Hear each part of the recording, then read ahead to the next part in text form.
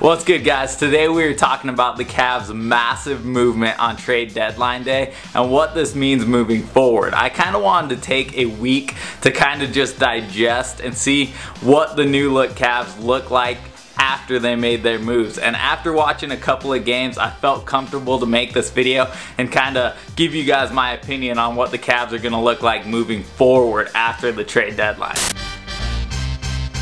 So as always, guys, this is Jake over with Hoop Scoop TV, and before we jump into the video, I want to let you guys know about something really cool going on over at our Instagram page. We're following back every single account that follows us at Hoop Scoop TV, so make sure you follow us on the G and we'll be sure to follow you guys back. Alright, so now let's get into what the Cavs did at the trade deadline. So that's right, guys, it was obvious that the Cavs were trying to get younger pieces around LeBron James to hopefully make another finals run this year. I was probably just as shocked as any other basketball fan out there on trade deadline day when nothing was really progressing with DeAndre Jordan and the Cavs. It kind of started to look like the Cavs weren't going to make any moves at all. Now let me say this first, I've never seen as many moves as I saw on trade deadline day with one team to just kind of get out that toxic feeling in the locker room and bring in some new fresh faces. And I thought that Koby Altman did a really good job of getting younger. He wanted to get rid of the old contracts. He wanted to get rid of the guys that weren't really progressing the Cavs moving forward. And he did a phenomenal job of getting rid of 6 guys that weren't really going to help them in the playoffs anyway, and bringing in 4 guys that really fit well around LeBron James. Alright, guys, so obviously the fact that the Cavs got younger is the first point that I want to make. And it's because they exchanged all those guys that weren't really fitting into the system. They're kind of more ball dominant dudes that weren't superstars but needed the ball in their hands to be successful, and that doesn't really work with the LeBron-led basketball team. You know, you need guys that can shoot the ball and can defend both ends of the floor. And I thought they did a really good job of eliminating ball dominant guys and bringing in guys that can shoot and play defense instead. So now let's talk about the players that the Cavs brought in. They brought in George Hill, a guard that can do it on both ends of the floor. I know his defensive efficiency rating is super low this season. I think honestly it has a lot to him playing in Sacramento. I think when he was on a contender like the Indiana Pacers in those Eastern Conference playoffs,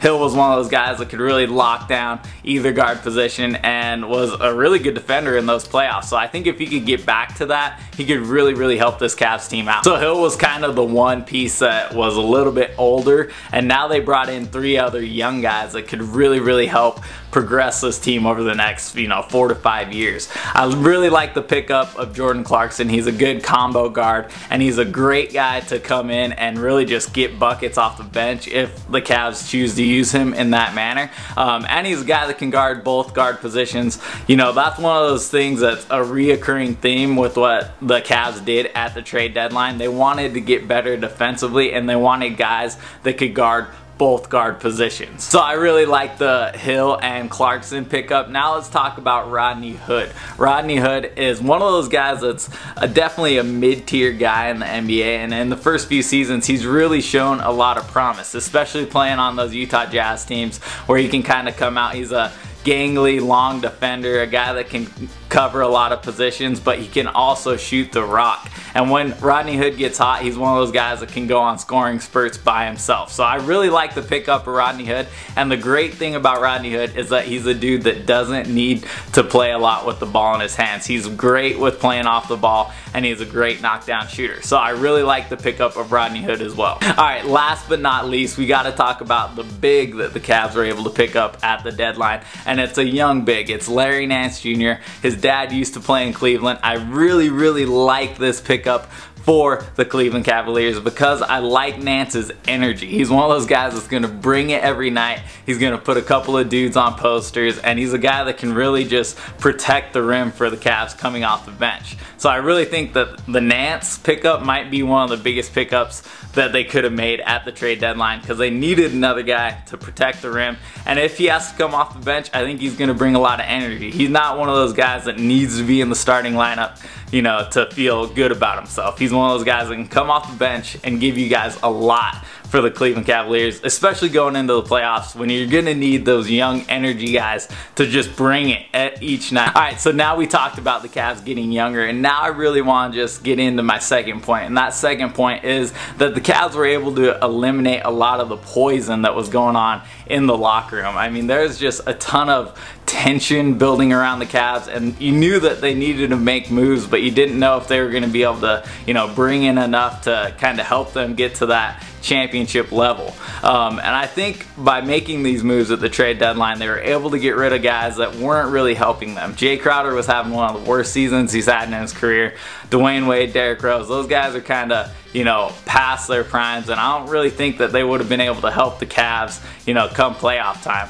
And then, of course, Isaiah Thomas, a guy that, you know, I like Isaiah Thomas, but he just wasn't fitting into the system and the way LeBron wanted to play. And, you know, if LeBron's not happy, it's one of those things where you're going to get shipped out regardless. So I love Isaiah Thomas, but he was kind of, you know, causing a lot of tension in the locker room. I think that, you know, getting rid of the poison is really going to relieve the Cavs and help them moving forward. It was blaringly obvious in the 2 wins that the Cavs had this week. The blowout win in Boston, and then, you know, beating Oklahoma City on the road. And you could just tell that the Cavs looked like they were just having a ton of fun out there, that they seemed relieved about getting rid of those guys and bringing in new fresh faces. And something like that can really rebuild the locker room and rebuild chemistry moving forward. I know there's a ton of people that are like, man, how are you gonna fit 4 rotation guys into this, you know, lineup and kind of make it work before the playoffs and have them ready to go come playoff time? But with any LeBron-led team, it's kind of one of those things where you just need rotation guys to come in and do whatever the heck LeBron says to do,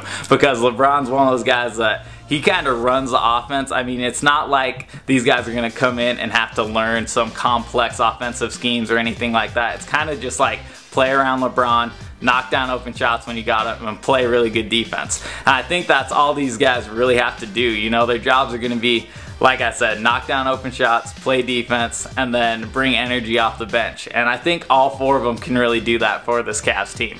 And the last thing that I'll leave you guys with is that there's a ton of people out there on Instagram, on, you know, social media, on, you know, news articles, whatever it might be, that are projecting that the Cavs are going to be the favorite coming out of the East. And I would say pump the brakes as of right now. I feel like it'd be irresponsible for me to come on here and tell you guys like, hey, I think that the Cavs are the, you know, new team to beat in the East, just because we've seen a 2-game sample size. And there's, you know, other teams in the East that still look really good too.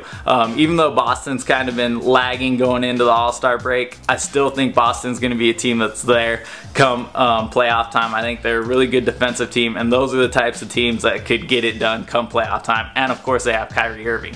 And then same with Toronto. You know, I don't want to count them out either. So keep an eye out on that. Don't, you know, just go all in with this new Cavs team. We don't really know what they're going to look like after the All-Star break.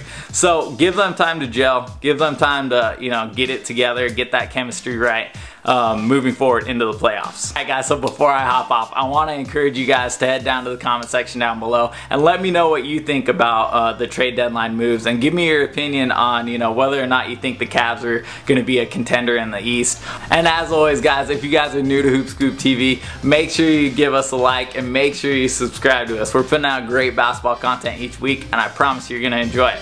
Alright guys, as always, this is Jake Wilbur with Hoop Scoop TV, and until next time, we out.